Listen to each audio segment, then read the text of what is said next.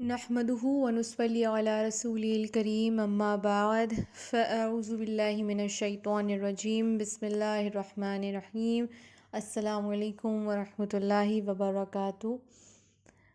ایک لمبے عرصے کے بعد آج آپ سے بات چیت ہو رہی ہے۔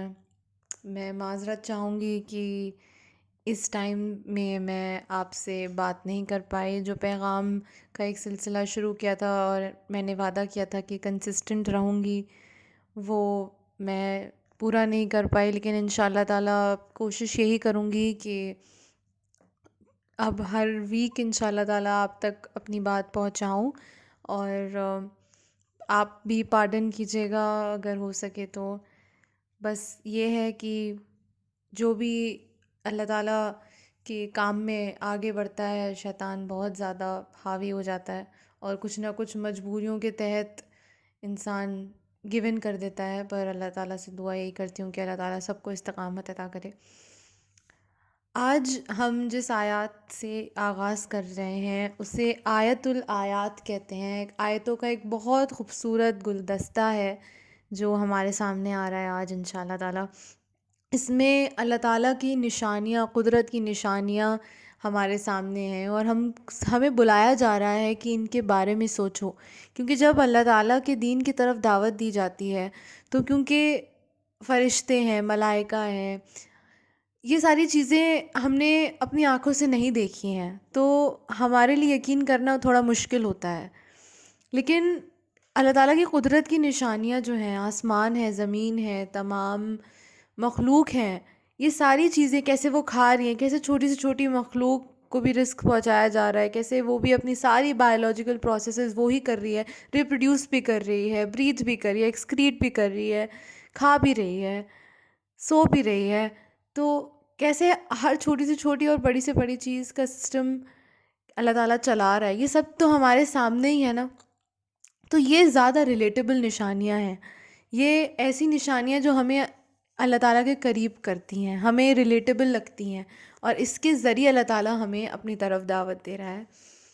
تو سب سے پہلے ان فی خلق السماوات والارض، آسمان اور زمین کے بیچ میں جو فرق ہے وہ واضح کیا جا رہا ہے، رات اور دن کے بیچ میں جو فرق ہے، اور کیسے ایک جاتا ہے دوسرا آتا ہے، اور کیسے اسموتھلی یہ ٹرانزیشن ہوتا ہے۔ واختلاف اللیل والنہار، تو وہ جو بوٹس ہوتی ہیں، جو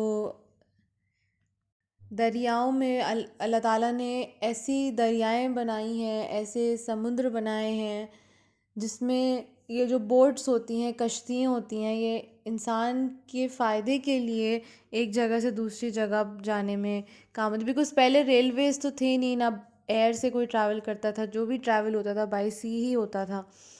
تو اس کی طرف اشارہ ہے کہ کیسے وہ اللہ تعالیٰ نے ہمارے مفادات کے لیے بنایا ہے۔ ظاہر سی بات ہے جو بھی انوینشن ہے، اس کا جو آئیڈیا ہے، وہ اللہ تعالیٰ کی طرف سے انسان کے دماغ میں آیا نا، اور اسی کے لیے یہ کام ہو۔ نہیں تو اگر یہ ساری واٹر باڈیز نہیں ہوتی تو ایک جگہ سے دوسری جگہ جانا بہت مشکل ہو جاتا۔ پھر اللہ تعالیٰ فرما رہا ہے وَالْفُلْكِ الَّتِي تَجْرِي فِي الْبَحْرِ، تو جب آپ واٹر باڈیز کے اوپر سے گزرتے ہیں اور اوپر سے بارش ہو رہی ہے تو دیکھیے نیچے بھی آپ کے پانی پانی، اوپر سے بھی ماشاءاللہ پانی برس رہا ہے، تو کتنا اچھا نظارہ ہوتا ہے کہ اوپر سے بھی پانی برس رہا ہے، آسمان سے بھی پانی آ رہا ہے، آپ کے نیچے بھی پانی ہی پانی ہے۔ تو کبھی پانی سوکھ جاتا ہے، کبھی نہیں ہوتا ہے، کبھی اوپر سے ہے، کبھی نیچے ہے، ہر جگہ پانی آپ کو اس وقت دکھتا ہے۔ تو اللہ تعالیٰ اوپر سے بارش کو برساتا ہے، اور اس سے کیا ہوتا ہے، زمین کو لائف ملتی ہے، زمین میں تر و تازگی آتی ہے، زمین میں نئی چیزیں اگتی ہیں، اس جو پانی اوپر سے برستا ہے اس کی بدولت۔ کتنے سارے آرگینزمز اسی پانی کی وجہ سے اپنی لائف سپورٹ کرتے ہیں یا پھر نئے پیدا ہوتے ہیں۔ تو اللہ تعالیٰ البدی ہے نا، نئی چیز پیدا کرنے والا ہے، تو یہ اس بہت ساری چیزیں کی جو گروتھ ہوتی ہے وہ اسی بارش پہ ڈپینڈ ہوتی ہے۔ آپ کو پتہ ہوگا کہ جب فصل کا ٹائم ہوتا ہے، جب اس کو ہارویسٹ کرنے کا ٹائم ہوتا ہے، تو اگر بارش نہیں ہوتی ہے تو بالکل خراب ہو جاتی ہے، وہ چیز اگتی ہی نہیں ہے، کیونکہ یہ تو نیچرلی ہم کو پانی مل رہا ہے، ہم کو کہیں سے نکال کر نہیں لانا ہے۔ کتنی ساری چیزیں، کتنی ساری ایگریکلچر کی چیزیں اس پر ڈپینڈنٹ ہوتی ہیں کہ کب بارش ہوگی اور کس حساب سے بارش ہوتی ہے. زیادہ ہو جائے تو وہ بھی نقصان دہ ہے، کم ہو جائے وہ بھی نقصان دہ ہے. تو کیسے اللہ تعالیٰ رائٹ پروپورشن میں بارش دیتا ہے اور نئی چیزیں زمین میں سے ماشاء اللہ اگ جاتی ہیں. ابھی کچھ نہیں ہے زمین میں اور ابھی پیڑ ہی پیڑ ہیں. آپ 2-3 مہینے کے بعد کسی ایسی جگہ پر جائیں جہاں پر کچھ ایسا نہ ہو پہلے، اور پھر 2-3 مہینے کے بعد وہاں پر پیڑ ہی پیڑ آپ کو ماشاء اللہ دکھتے ہیں. تو کتنی جلدی گروتھ ہو جاتی ہے. تو یہ پوری واٹر سائیکل اللہ تعالیٰ نے بنائی ہے ہمارے لیے، اور کتنی ساری ایسی نیچرل پروسیسز ہیں جو آئے دن ہوتی ہی رہتی ہیں اور ہمیں پتہ ہی نہیں چلتا ہے. وہ نیچرلی ہو رہی ہیں اور اس میں ذرا سی بھی گڑبڑ ہوئی تو کروڑوں کا نقصان ہو جاتا ہے، جان مال سب کا نقصان ہو جاتا ہے. موتها وبث فيها من كل دابة وتصريف الرياح والسحاب المسخر بين السماء والأرض لآية لقوم يعقلون. پھر اس کے علاوہ جو ہوائیں ہیں وہ کیسی گردش میں اور کتنی سپیڈ سے چلتی ہیں، اور اگر ہم اوپر دیکھیں تو بادل کیسے آسمان اور زمین کے بیچ میں ایک دم اسٹیگننٹ ہیں، اور وہ بھی مطلب ساری چیزیں ان شارٹ اللہ تعالیٰ کے حکم کے کی منتظر ہیں. اللہ تعالیٰ کا جیسا حکم ہوگا وہ ویسی ہو جائیں گی. ابھی بادل اسٹیگننٹ ہیں، ابھی اللہ تعالیٰ کا حکم ہوا تو بارش ہو گئی. ابھی زمین بالکل تھمی ہوئی ہے، اللہ تعالیٰ کا حکم ہو گیا ذرا سی زمین ہلتی ہے اور کتنی لاکھوں کروڑوں اربوں کی تباہی ہو جاتی ہے. پورا کے پوری بستیاں بالکل ڈھہ جاتی ہیں، کچھ نہیں بچتا ہے، نہ کوئی انسان بچتا ہے، نہ کوئی بلڈنگ بچتی ہے، نہ کوئی جانور بچتا ہے، کچھ نہیں.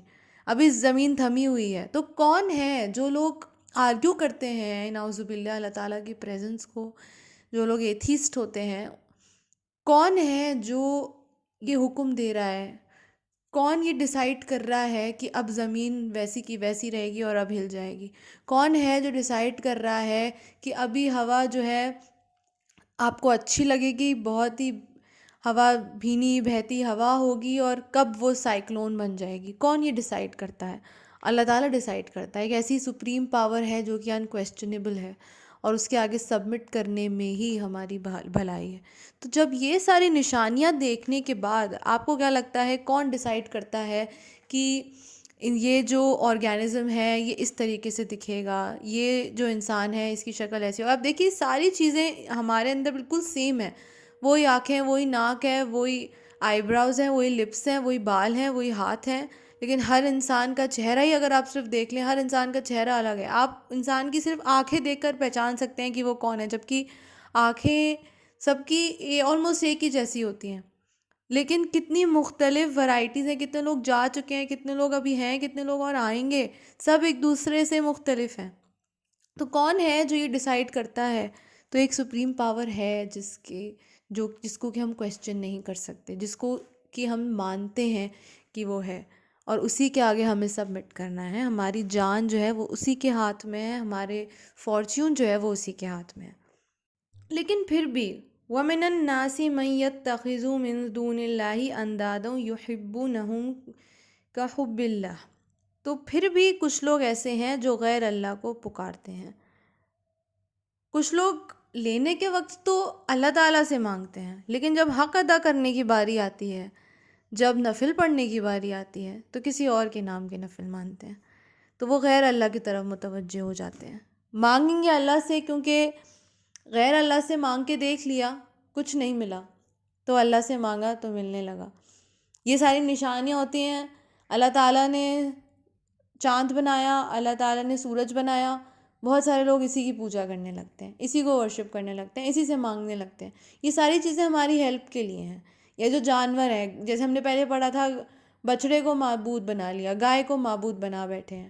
یہ ساری چیزیں آرگینزم سے اللہ تعالیٰ کی پیدا کی ہوئی ہیں، ہماری سہولیت کے لیے ہیں. ان کو ہم معبود بنا بیٹھے. اللہ تعالیٰ کی صفات میں کسی کو شریک نہ کریں، اور عقل والوں کے لیے اتنی نشانیاں کافی ہیں. بہت ہیں اتنی نشانیاں یہ ڈیسائیڈ کرنے کے لیے کہ اللہ تعالیٰ کے ہی بس میں ہماری جان ہے. لیکن انسان اللہ تعالیٰ کی بنائی چیزوں، اللہ تعالیٰ کے بنائے لوگوں سے اتنا زیادہ، ان کی باہری حسن سے اتنا زیادہ انٹائس ہو جاتا ہے انہی کے سامنے ماتھا ٹیک بیٹھتا ہے۔ کوئی لوگ اتنے زیادہ اپنی فیملی میں مشغول ہیں کہ ان کو اللہ تعالیٰ کی طرف رجوع کرنے کی پڑی نہیں ہے، کچھ اولاد کے حسن میں اتنے زیادہ مشغول ہیں، کچھ اولادوں کی فکر میں اتنے زیادہ مشغول ہیں کہ ان کو اللہ تعالیٰ کے سے کچھ ان کا ناتا ہی نہیں ہے، کوئی دنیا کی باہری چیزوں میں اتنے مشغول ہیں، کوئی چاند کو معبود بنا بیٹھا ہے، کوئی کسی کو کوئی پیسوں کی پوجا کر رہا ہے۔ بہت زیادہ شرک جو ہے نا وہ پھیل گیا ہے۔ جس نے آپ کو یہ سارے ریسورسز دیے، جس نے آپ کو چاند دیا، جس نے آپ کو سورج کی گرمائی دی، جس نے آپ کو مال دیا، مال شان دی، شوکت دی، آپ اس کو بھول جاتے ہیں اور اس چیز کو ہی کو ہی سب کچھ اپنا ماننے لگتے ہیں۔ لیکن جو اصل ایمان والے ہوتے ہیں نا وہ ان سب ظاہری چیزوں میں نہیں اٹک جاتے ہیں، وہ اصل مقصد تک، وہ اندر تک پہنچتے ہیں۔ جو معاملہ ان کا اللہ سے ہونا چاہیے تھا وہ ان چیزوں سے ہونے لگتا ہے پھر۔ پر ان لوگوں کو سمجھ جانا چاہیے وَإِنَّ اللَّهَ لَهَ شَدِيدُ الْعَذَابِ، اللہ تعالیٰ بہت سخت سزا دینے والا ہے۔ کنہیں؟ وَلَوْ يَرَوْا الَّذِينَ ظَلَمُوا إِذْ يَرَوْنَ الْعَذَابَ أَنَّ الْقُوَّةَ لِلَّهِ جَمِيعًا۔ تو جو لوگ ابھی بھی نہیں مانتے ہیں ان کو یہ بات جان لینی چاہیے کہ سارا اختیار جو ہے وہ سب اللہ تعالیٰ کے ہی ہاتھ ہے، ان کے ہاتھ کچھ بھی نہیں ہے۔ بھلے ہی ان کو جتنا لگے کہ یہ سب جو غیر اللہ کو پکار رہے ہیں ان کے پاس کوئی قوت ہے، ان کے پاس کوئی قوت نہیں ہے۔ اور ان لوگوں کو ابھی پتہ نہیں ہے کہ اِذ تَبَرَّأَ الَّذِينَ اتُّبِعُوا مِنَ الَّذِينَ اتَّبَعُوا وَرَأَوُا الْعَذَابَ وَتَقَطَّعَتْ بِهِمُ الْأَسْبَابُ۔ تو جب اللہ تعالیٰ سزا دینے پر آئے گا تو اس وقت حالت ایسی ہوگی کہ جن لوگوں کو یہ پیشوا بنائے ہوئے ہیں، جن لوگوں کو معبود بنائے ہوئے ہیں، جن کے پیچھے پوری لائف انہوں نے ان کو فالو کرنے میں لگا دی، وہاں پر ان کا کوئی قوت، ان کا کوئی سے نہیں ہوگی۔ وہاں پر ان کو جب سزا دی جائے گی تو وہ خود کو نہیں بچا پائیں گے تو وہ تمہیں کیا بچائیں گے؟ ان کی جو ساری اکڑ تھی وہ سب وہاں ٹوٹ جائے گی۔ اور وہ لوگ جو زندگی میں ان کے پیچھے پیچھے چلتے تھے وہ یہ کہیں گے کہ اچھا ہوتا کہ ہمیں ایک موقع اللہ تعالیٰ ہمیں دے دیتا، جو ہم نے پیچھے غلطی کر کے آئے ہیں ان کو فالو کر کے، یہ سوچ کے کہ یہ ہماری نیا پار کر دیں گے یا ہمیں بخشوا دیں گے، وہ کسی کام کے نہیں ہیں، کسی اختیار میں نہیں ہیں۔ تو اچھا ہوتا کہ ہمیں ایک موقع دیا جائے کہ جو ہم نے یہ غلطی کی ہے وہ ہم سدھار سکیں، کیونکہ وہاں پر تو جن لوگوں کو معبود بنائے ہوئے ہیں وہ ان سے رشتہ توڑ لیں گے، بالکل کٹ آف کر لیں گے، کیونکہ وہ خود کے ہی ان کو جواب دہی اتنی ہوگی، خود کا کچھ اختیار نہیں باقی رہے گا، خود کو نہیں بچا پائیں گے تو آپ کو کیا بچائیں گے؟ تو وہاں پر یہ رشتہ ناتا سب توڑ دیں گے، اور پھر جو لوگ ان کو فالو کرتے ہیں ان کو یہ گلٹ ہوگا کہ کاش ہم ایک بار اور جا سکتے اور اپنی غلطی کو سدھار سکتے۔ تو اس سے پہلے کہ یہ نوبت آئے ہم خود ہی کو سدھار لیں، اور جس سے بخشش کی امید ہے، کیونکہ پتہ ہے کہ بخشنے والا اللہ ہی ہے، تو اللہ سے ہی ڈائریکٹلی مانگیں نا، ہم کسی اور سے کیوں مانگیں؟ ہم کسی اور سے کیوں یہ امید لگائیں، کیوں یہ آس لگائیں کہ وہ ہمیں بخشوا دیں گے؟ تو ہم جو ہیں ہم صرف اللہ تعالیٰ کو ہی پوچھیں، اسی کا حق ادا کریں، اسی نے ہمیں سب کچھ دیا، ہمیں پتہ ہے کہ وہی بخشنے والا ہے، تو اسی سے مانگیں، اسی سے بخشش کی دعا کریں، کیوں کسی مڈل مین کو لانا ہے؟ اللہ تعالیٰ خود فرماتا ہے کہ میں تم سے بہت قریب ہوں۔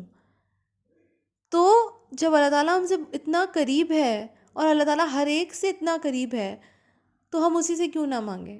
اللہ تعالیٰ نے اپنے آپ کو اپروچیبل بنایا ہے، ایسا نہیں ہے کہ اللہ تعالیٰ نعوذ باللہ ان اپروچیبل ہے۔ آپ دل سے اللہ تعالیٰ کو یاد کریں گے، اللہ تعالیٰ سن رہا ہے آپ کی بات، فرشتے سب باتیں لکھ رہے ہیں، آپ کی ساری دلی جو کیفیتیں ہیں وہ سب اللہ تعالیٰ کو معلوم ہے، تو اللہ تعالیٰ کیسے نہیں سمجھے گا؟ اور وہ سب سے اور اچھا سمجھے گا۔